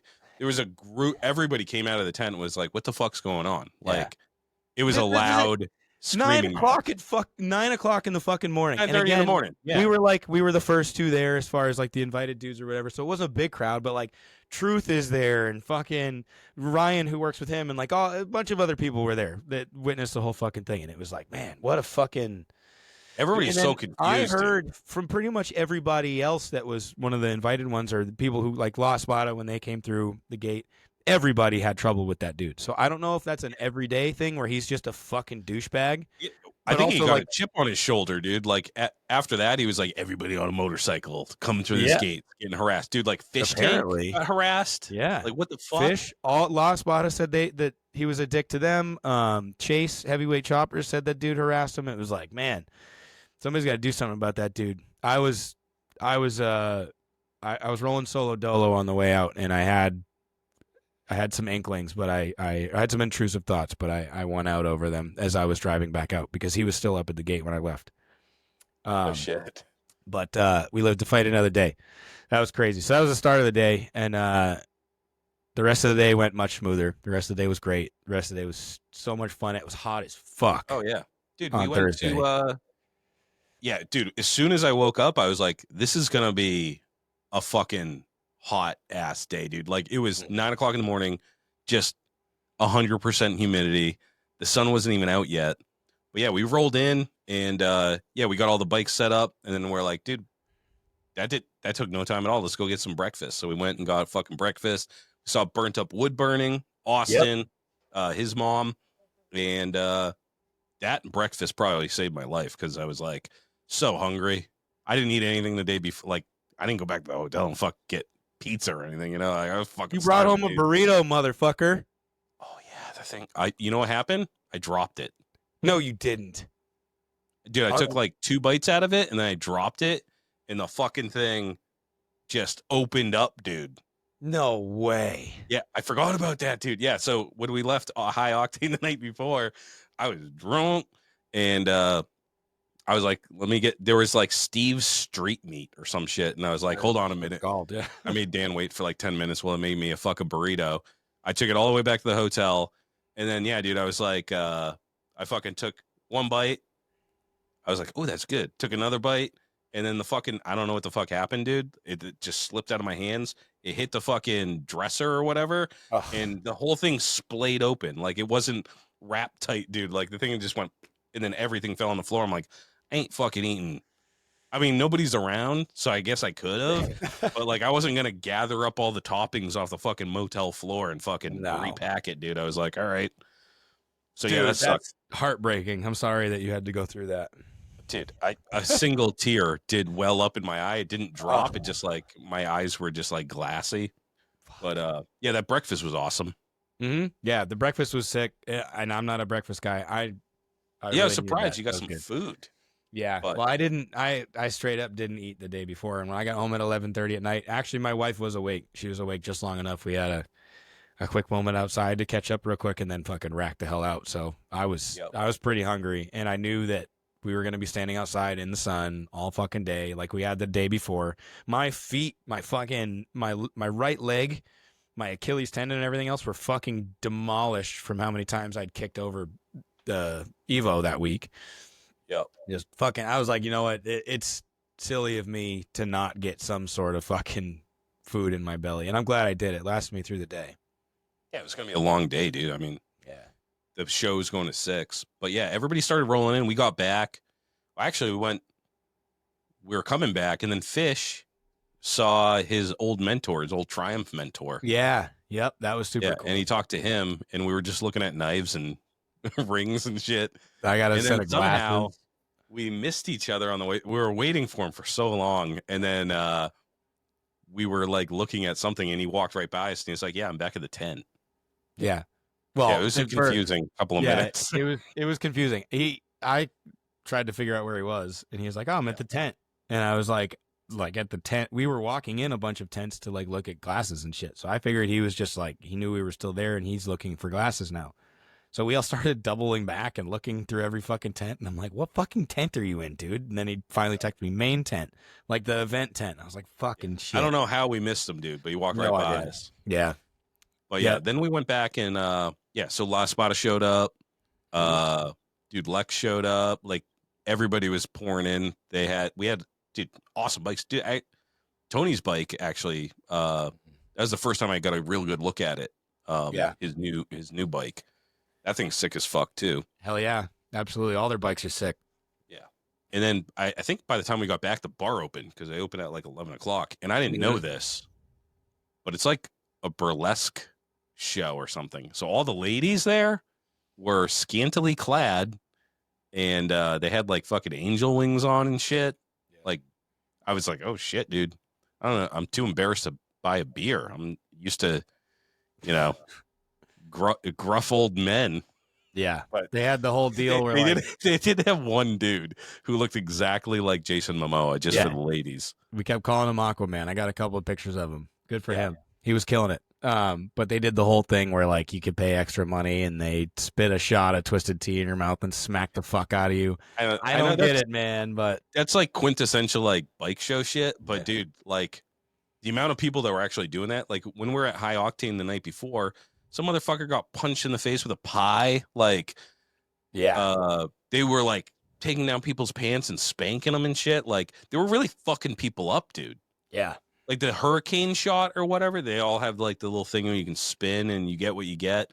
And some motherfucker got the hurricane shot where they splash you in the face and smack you and fucking people spitting in your mouth.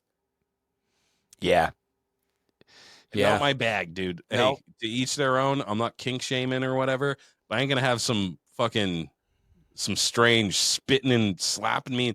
The pie was the worst, though. I think the guy had a bloody nose, dude. I could probably have got. So it wasn't. They didn't hawk a loogie in their mouths. They would take a swig of Twisted Tea and then spit the Twisted Tea into your mouth. Now I could get by that. I fucking hate spit. But I could get by that. It's the one at High Octane, the one I saw the night before, where I was like, not in a million fucking years ever for any fucking reason. This dude spun the wheel, paid $10 to get caked, and then I watched the bartender. She turned around and very coyly grabbed it was like a zebra cake or something, like a Little Debbie's cake. And she just walked around and she goes, give me some of your Twisted Tea or whatever. And she poured just a shot of Twisted Tea. She comes around the bar, does that, spits it in his mouth, and then, dude, she fucking haymakered this son of a bitch. She pulled. It was like an MMA move, back. Dude. And she came out like a Superman punch and jammed this into this fucking dude's, like he had zebra cake in his fucking brain. Straight on the nose, dude. It was hard as fuck, dude. I was hard like, that guy is not having any fun. No. Granted, she was 5'0", but still, she smashed a fucking. It hurt like motherfucker, dude. Dude, getting jabbed straight in the nose. Yeah. Yep, straight up, and just. It wasn't like a cute mush some cake on your face, dude. It was like there wasn't even that much cake on his face. She hit him so hard that there wasn't even that much cake on his face. It vaporized, dude. Yeah, She It smacked the vaporized. There's fuck no out of cake. her, He had dude. no cake on his face. He just had a bloody nose, and he was like, "What the fuck?" Yeah. Yeah, she didn't even like motorboat him or anything afterwards either. She just smacked him in the fuck with a cupcake and was like, next. It looked aggressive, dude. It looked like she Yeah. knew him. Yeah, for sure.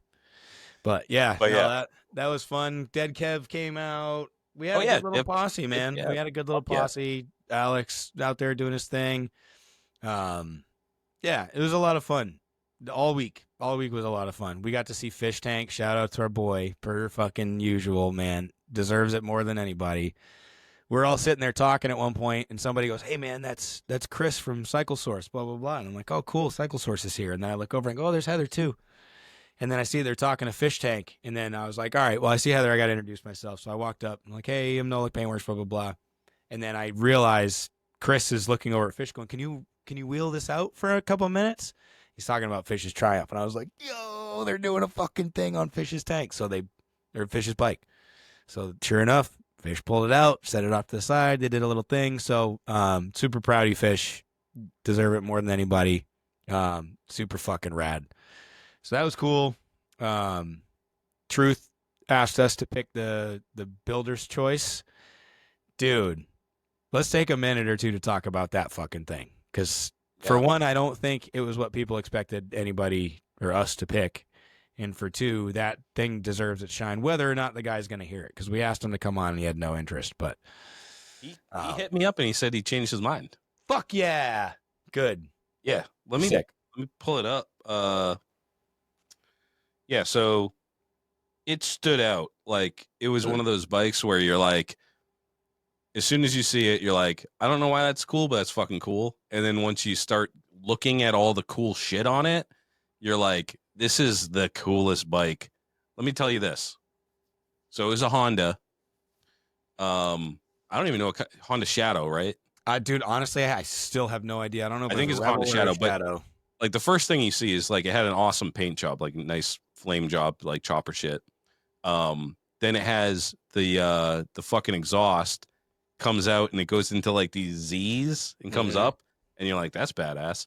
And then you're like, what the fuck is this thing? First of all, the handlebars, they're like this close together. They're like almost touching. There's like barely any space, and then there's a bar at the bottom that clamps to. So super narrow bars, look cool as shit. And you see this like little rubber thing on top, this little rubber string, and you're like, what the fuck? He has a slingshot on his fucking handlebars that he can use. So it's held down with this little magnetic pin. So you can put a little you can put a little ball bearing right there. And as you're riding, you can shoot stop signs, your buddy ahead of you. Yep. So the pin that he made, he put it in a lathe and he cupped the end of it, and it's magnetic. So it will accept a ball bearing, right, of the same size. The pin holds the ball bearing and also is basically the charging handle for your why can't I think of the slingshot, right? So it holds the slingshot down. So literally all you have to do while you're riding is grab that little ball, pull it off the magnet, seat it in your fucking slingshot, pull that bitch back, and you have a fucking fully functioning slingshot. Coolest fucking thing I've seen on a bike. But here is the piece de resistance. Oh, yeah. The fucking sissy bar. And we would have never known if we didn't ask. Unbelievable. So first of all, it's all twisted and it's fucking huge. And then it splits off into these like dragon tails, I think they call them. Yeah, it's like dragon scales or whatever. If you're familiar with blacksmithing, it's like the pineapple twist, like a dragon twist. But it like comes to a point. So it looks like dragon scales or whatever. Yeah. Really fucking cool. And then he has this fucking bayonet welded in the middle of it, and we're like, you can pull on it, doesn't come out. He goes, check this out. He turns on the key, and there's a mechanism that releases the fucking thing when the key's on. He has a solenoid hidden in his tail light. So when you're looking at his sissy bar, you just see the tail light and you see the bayonet sheath. Looks like it goes through the tail light, right? Like the tail light is mounted outside of it, right? But what's going on is there's a little finger operated electrical solenoid in there. When he turns the key on, that finger retracts and he's notched these 2 little half moons on either side of the blade so that when he puts it in there, that little solenoid finger sits in that notch. When the key's off, you can't pull it out. You like straight up, you can't. Everybody tried like really hard, sword in the stone type shit. You can't pull it out until you turn the key on, and that's like right so that's some shit cool. I've never seen on a. This is a homemade chopper too. This isn't Paul Cox we're talking about.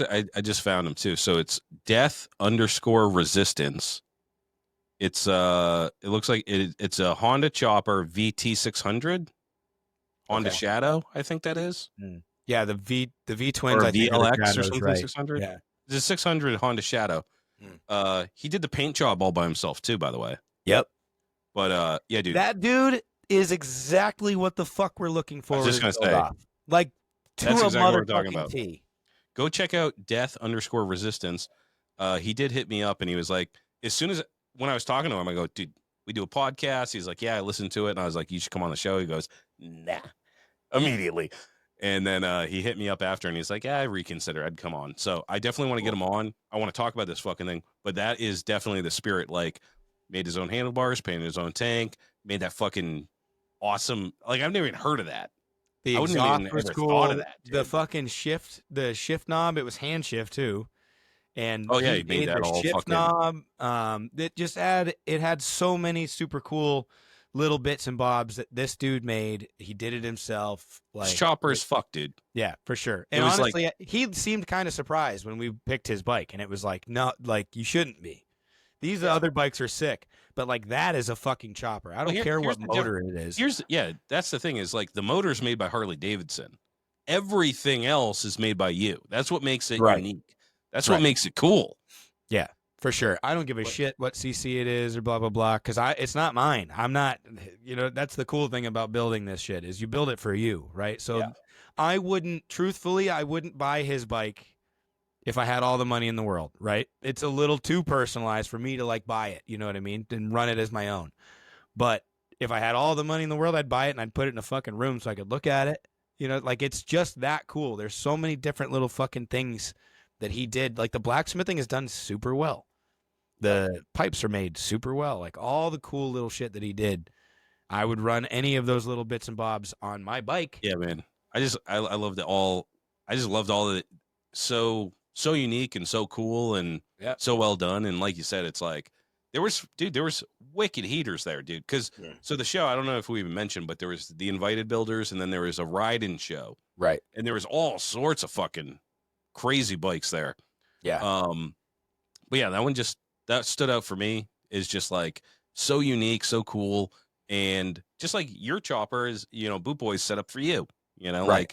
It's for your body. It's like, you have the forward sissy bar that you can use as a backrest and shit like that. Yeah. That shit's cool to me, Just if other people dig it, cool. I love to have other people sit on that bike and go, fuck, you might be onto something here. That's a great feeling. But if it were the opposite and everybody was like, man, you can do a lot better. You know what I mean? Like, what the fuck is this thing?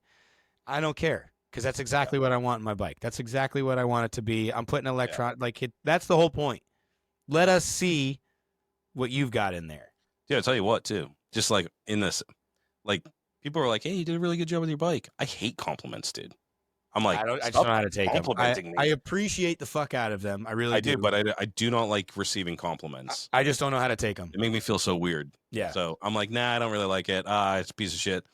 So it's not about like, it's just about, do you like it? Like, it doesn't have to be a fucking knucklehead with fucking not at all the period correct bullshit. It doesn't. And have there to was knuckleheads there, dude. That Manson knuckle. Yeah, it's Chopperhead's bike. Chopperhead is fucking love perfect, that bike, dude. Yep, Time Bomb Customs paint job. Super so fucking cool. Rad.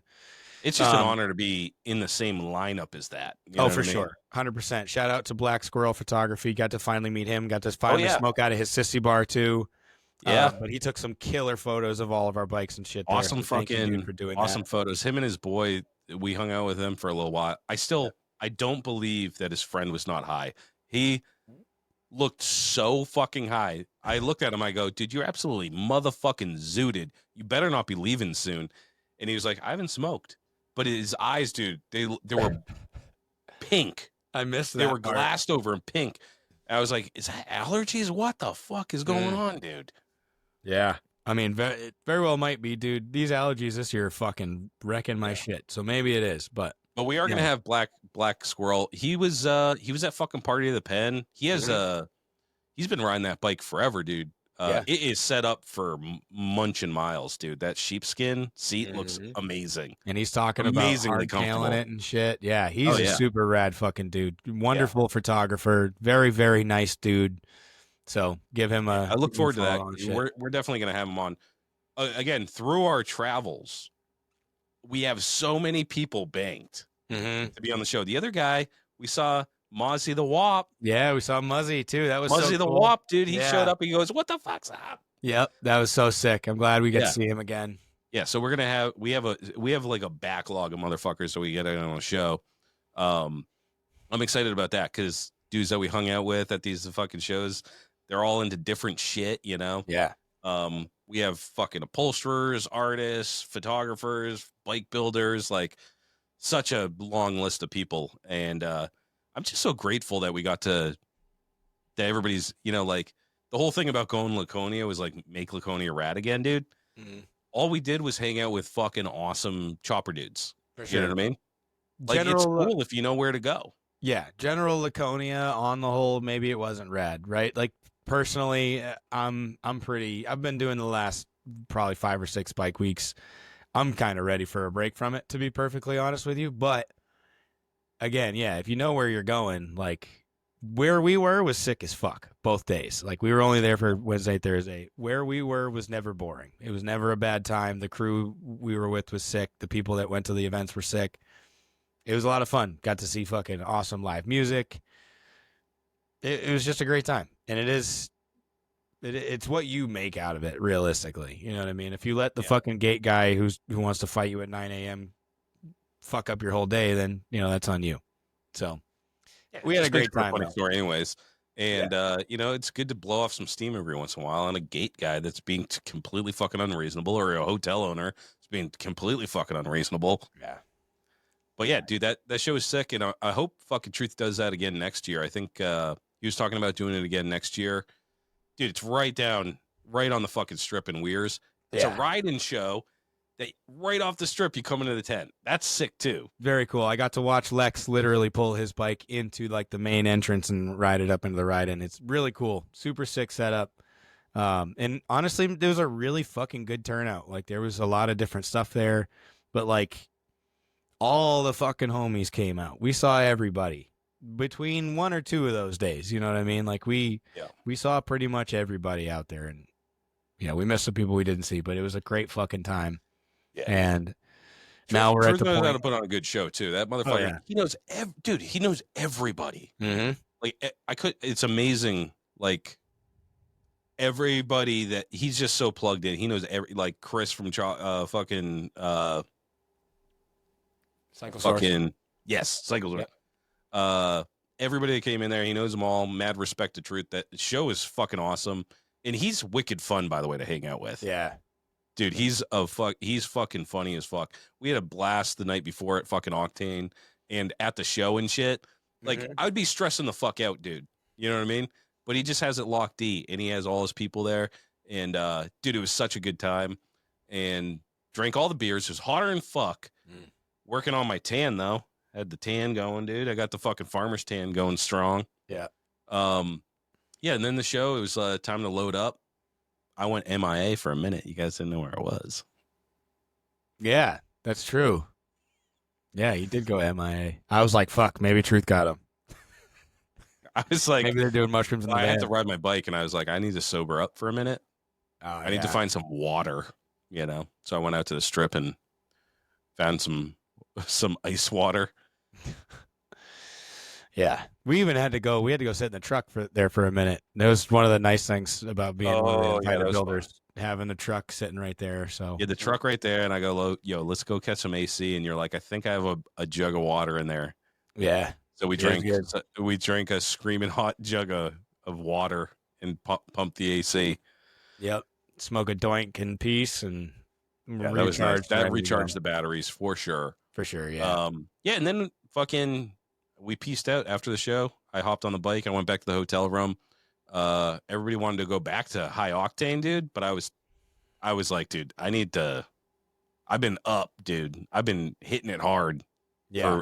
for 2 days now, and I just wanted to chill. So Lex went up to high octane with Cross. He said he was fucking going hard in the paint, dude. Hell yeah. Jaeger bombs and fucking crazy shit, dude. Yikes. Yeah, he was tying one on. Because I think he was leaving that night or maybe early in the next morning or something. Yeah. But then Lex tapped out too, and he's like, me and him are like Danny Glover from fucking Lethal Weapon. We're like, we getting too old for this shit. At a certain time of night, like I'll just Irish goodbye. I'm just like, oh, domino, and then yeah, I'll disappear. But he came back, and then we chilled, watched Independence Day, ordered a fucking Papagenos, dude, drank some tequila. It was Hell fucking yeah. sick. Yep. Yeah, then we rode home the next day, and it was fucking gorgeous, dude. Go figure. What a nice ride. What a nice ride up to Laconia and back. Yeah. But yeah, that was bike week. It was a lot of fun. That was 2 days of bike week. Yep. And honestly, that was good enough for me. That was great. Thank you so much to Steve at Deadbeat Customs and Truth at Shop Ahead for having me in both of their shows. Same with Rhino, obviously. More than honored. Very much appreciate it. If we can do anything to help in the future, let us know. And yeah, it was a fucking great time, man. It was cool. Thanks for everybody who came out. Good to see everybody. People who came up from Connecticut and fucking Rhode Island. Burke was there for the whole deal. Chicken Rick showed up to the hill climbs. Like it was sick. It was so good to see everybody. Yeah. Now we're kind of in, at least around here anyways, we're kind of in a lull as far as events. And I think all of us collectively agreed that, like, thank God, let's just ride motorcycles now. Like, yeah, my social battery is drained. I need to. It's been good though. Like, I'm getting back to building. You know, that's nice. It's been harder than fuck, but I'm building that sporty. Daydreaming about building that shovel head. I need to accumulate some money first. Yeah. But yeah, building bikes, riding bikes, and not having a lot of commitments. But now that we have this show going on next year, we got our work cut out for us. But we sure do. But truthfully, we're putting a lot of the onus on you guys that are going to be building, because like all we about said, you. Yeah, it's all once about you're them. in, you run your show however you're going to run it. Yeah. It is. Yeah. What it hopefully is. people dig it, man. Hopefully people are like stoked on it and are like, yeah, let's fucking do this. And I don't know, man. I think it's like, I don't know. I get bummed out on the social media stuff sometimes because I see people doing things and I'm like, oh man, that's not the way to live your life. You know, that's not the important shit, you know, type of shit. Right. And then when you meet people like in person that are stoked on shit, or, you know, you see people doing things the way that you want to do it, you know, that's inspiring. So try not to get bummed out by the gay shit and keep the stoke high, you know, support cool shit, support cool people. You know, get out there, fucking get out of your comfort zone, fucking travel, go to shows, you know, make introductions, talk to people. I mean, there were so many people, dude, that like we can't even name them all. You know, all the people that just came out just to say what's up, you know, and that's it. There's like, just want to say what's up, boop, like out, you know, doing their thing. But it's like they came out to the shows, they made the fucking time. It's a hard hobby. You know, stressful. Some people's only hobby is like watching shit on Netflix, you know? Yeah, right. Like, dude, this is extremely expensive, extremely fucking, you know, like physically demanding, you know, and then the time away from family, like getting out to a show and shit, dude. Like the guys that we hang out with, they got fucking kids and wives and fucking all work and all that shit. And to make the time to get out there on a fucking Wednesday and Thursday, by the way, you know, taking time off work and fucking, like, it's just so cool to me, you know, that we make time for each other, you know? Fuck yeah. That's what it's all about, man. Yeah. On that note, long overdue buddy check. That's all I'll say. I will follow that up with a quick shout out. Perry, I love you, man. We'll leave it at that. Until next week, Lowlives. Get in the garage, start accumulating those parts for those picks. I want everybody in this. I want to see 1,000 motherfuckers. Dude, let's see this shit. I'm so Let's pumped. do this shit. I'm so Let's pumped. build some motherfucking bikes. Get in the garage. Get in trouble. Yell at the fucking gate guard. Fuck him. Fuck that dude. Have fun.